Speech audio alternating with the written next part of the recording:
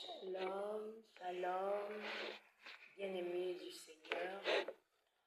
Ce soir, je suis là pour vous parler de quelque chose de très important pour un fils de Dieu, qui s'appelle épouse de Dieu, enfant de Dieu, homme de Dieu, prophète, pasteur, évangéliste, docteur, en tout cas apôtre.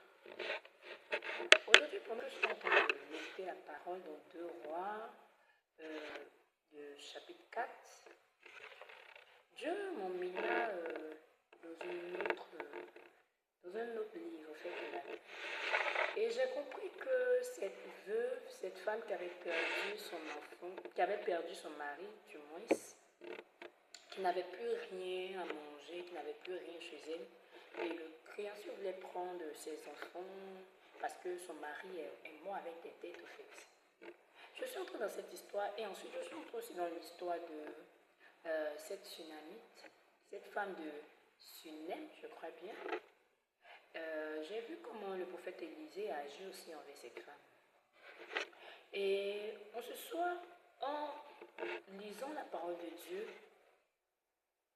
il m'a emmené encore dans Matthieu, le chapitre 6, à partir du verset 6, qui dit: quand tu pries, entre dans ta chambre, ferme la porte et prie ton Père qui est là dans le lieu secret, et ton Père qui voit dans le secret te le rendra. J'ai compris, au fait, à que je lis ce passage, mais aujourd'hui j'ai compris quelque chose d'autre à ce passage. Je me suis demandé pourquoi ces 2 femmes se sont fermées dans la maison, en fait, dans leur chambre, pour pouvoir exécuter ce que le prophète Élisée leur avait dit. Et aussi Jésus a dit à ses disciples: quand vous voulez prier, entrez dans votre chambre, fermez la porte sur vous et priez, au fait. Et j'ai compris, je me suis demandé, mais pourquoi s'enfermer dans sa chambre? C'est là où nous rencontrons Dieu, au fait. C'est le lieu là où Dieu veut nous parler.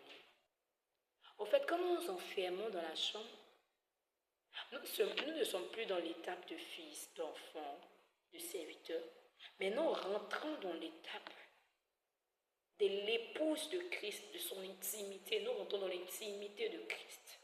Et le premier point qu'il m'a donné, c'est là où nous rentrons en intimité avec Christ, le Saint-Esprit.